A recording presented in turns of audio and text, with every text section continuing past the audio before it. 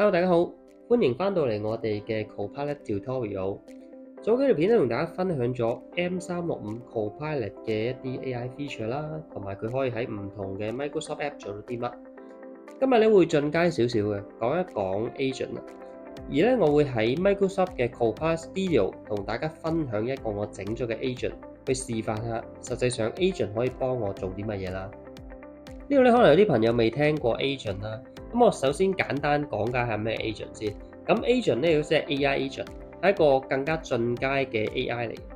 之前講嘅或者分享過嘅咧，最主要係可能大家聽過比較熟悉少少嘅 ChatGPT 啦、POE 啊、DeepSeek 啊呢啲咧，主要都係 generative AI 嚟嘅，亦都係最初步嘅 AI。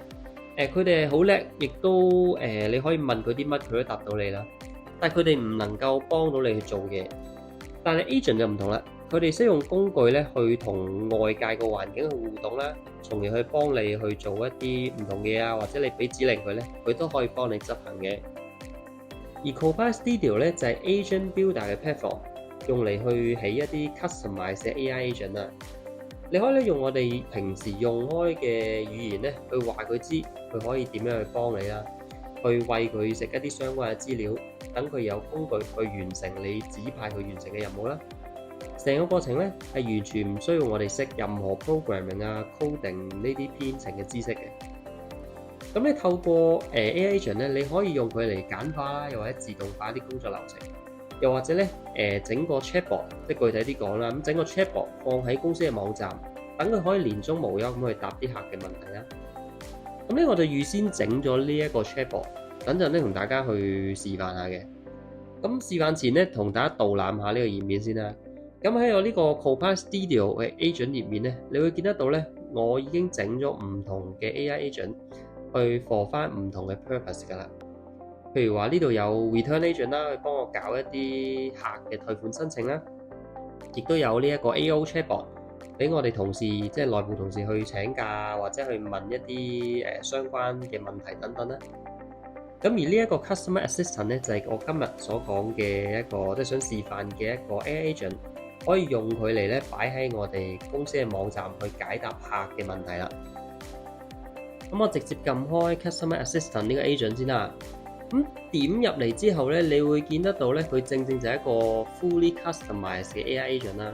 咁所有喺呢個 detail 嘅呢啲位置呢啲指令咧，其實都係我預先咧已經 set 好晒嘅。咁你可以睇到咧，我成個 agent 咧係用嚟答一啲客啦，有關 Copilot Studio 嘅相關問題啦。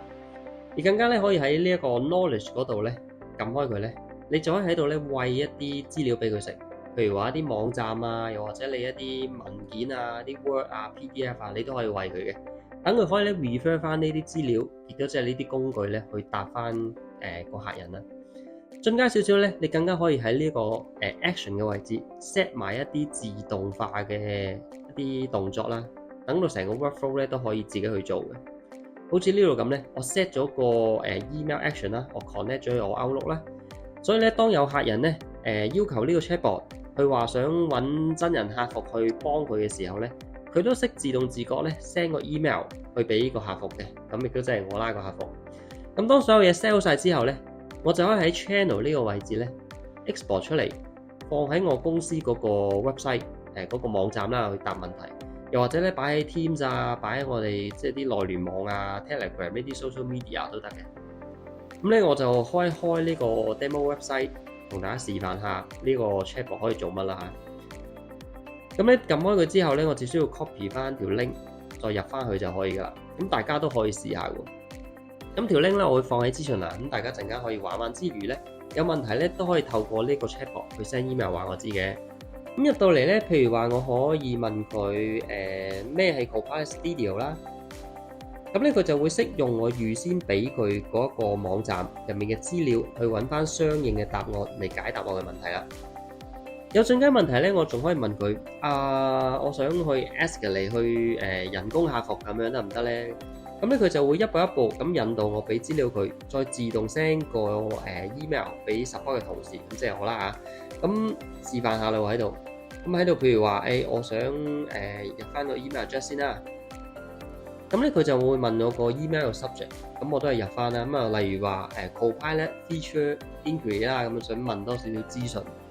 咁之後咧，佢都會問我 email 個 body 係咩嘅。咁我就講翻咁我叫咩名？咁我想去了解多少少 Copilot Studio 嘅 demo 喎。咁可唔可以聯絡我，俾啲資訊我咧？咁過一陣咧，喺個 email 咧就會見到呢個 agent 自己 send 咗個 email 俾我噶啦。咁大家都可以試下玩嘅喎。好啦，咁今日咧分享去到呢度先。如果大家有問題，除咗可以用呢個方式叫 agent send 個 email 俾我之外咧，亦都可以 scan 我哋嘅 QR code 或者入去我哋公司嘅網站了解更加多。下次見。